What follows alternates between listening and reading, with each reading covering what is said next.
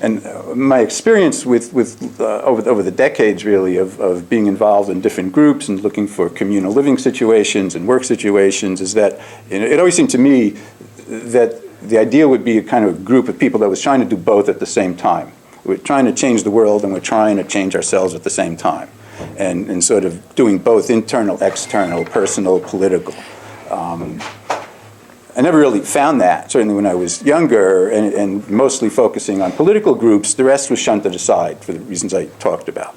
And so given priorities, we kind of just muddle by on our personal stuff and our relationships and living situations, and don't really deal with those things and kind of drop it and work on political things. And that's how we get political things done.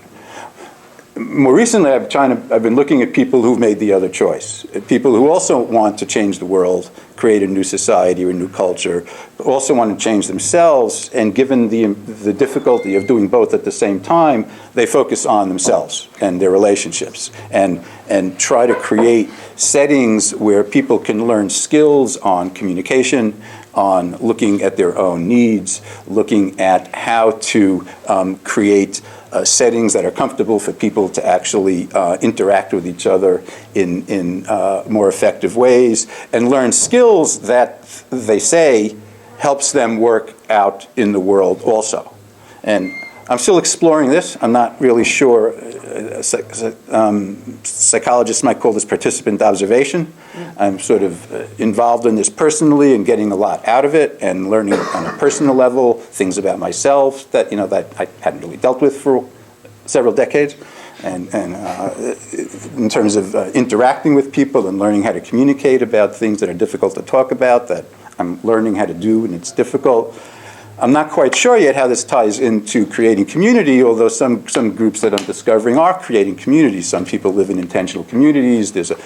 Some of them are very much into ecological work and eco-psychology. And so there's sort of this blending of things that come from humanistic psychology and Reichian therapy and different forms of the human potential movement that traditionally anarchists look at in a very resistant way.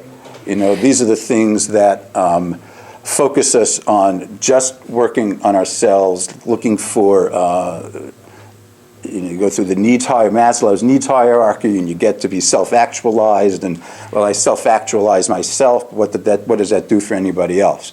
But there are people, and Maslow, who developed that needs hierarchy, he taught a course in the 60s called Utopian Social Psychology. And the course description said that the question for the course is, how good a society does human nature allow? How good human nature does society allow? What can we achieve and how? And so for him, that was a social psychological question at a time that social psychology actually had people who dealt with those things. And to me, that's the anarchist question. I mean, that's our question. What is there that keeps us from, what is there in us that allows us to create a different kind of society, and how would we be different in that society?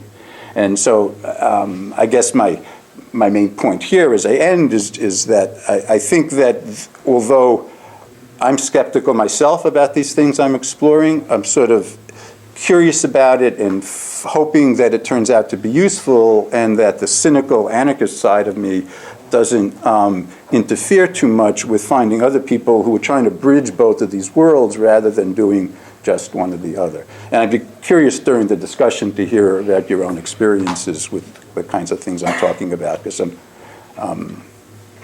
that's what I'm trying to find out myself. So, thanks.